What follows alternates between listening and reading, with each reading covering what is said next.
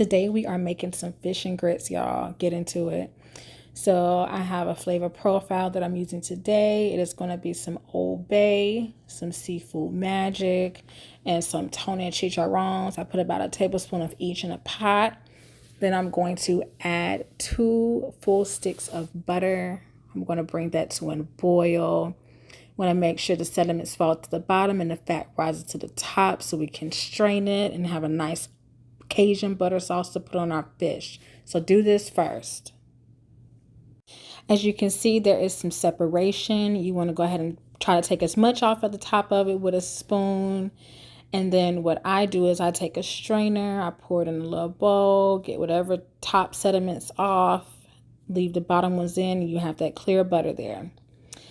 So then I'm going to use these grits. These are my favorite stone ground grits. I use the package directions. Instead of using half and half, I use heavy cream.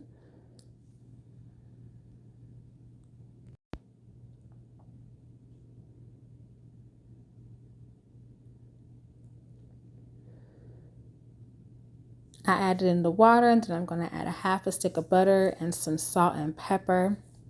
I'm going to make sure I stir that up good. I'm going to make sure it comes to a boil. Then I'm going to turn it down to a simmer, put the lid on. In about 30 minutes, it should look like this. Then I'm going to take some smoked Gouda and add it in there. Then I'm going to make my wet batter mixture. That's going to be with 2 eggs, some half and half, and again, that same flavor profile.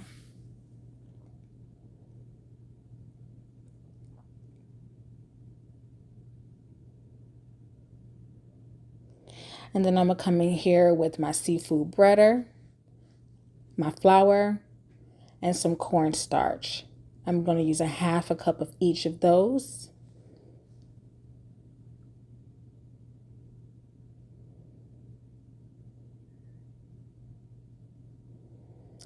All right, so this is important.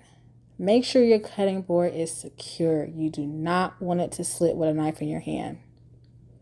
So I'm taking my fish and I'm cutting it on a bias, or at an angle rather.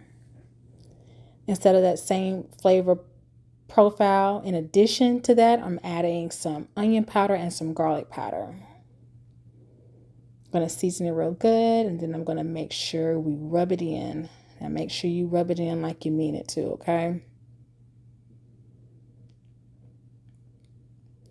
Then make sure you do your wet batter first. Dip it in your breader. Make sure your grease is hot and ready. You want to make sure the temperature is between 350 and 375. Using a digital thermometer will definitely be essential. Place it in that grease ever so gently. Then I'm coming in there with that sauteed shrimp. I added some peppers and onions to it. And now we are ready to plate. So you have those smoked Gouda grits, that crispy catfish, along with that shrimp, green peppers, and onions, like I said. And then we're coming in here with that Cajun butter that we made. And there we have it. A little bit of food glitter on top. And boom. Like, share, subscribe, and enjoy.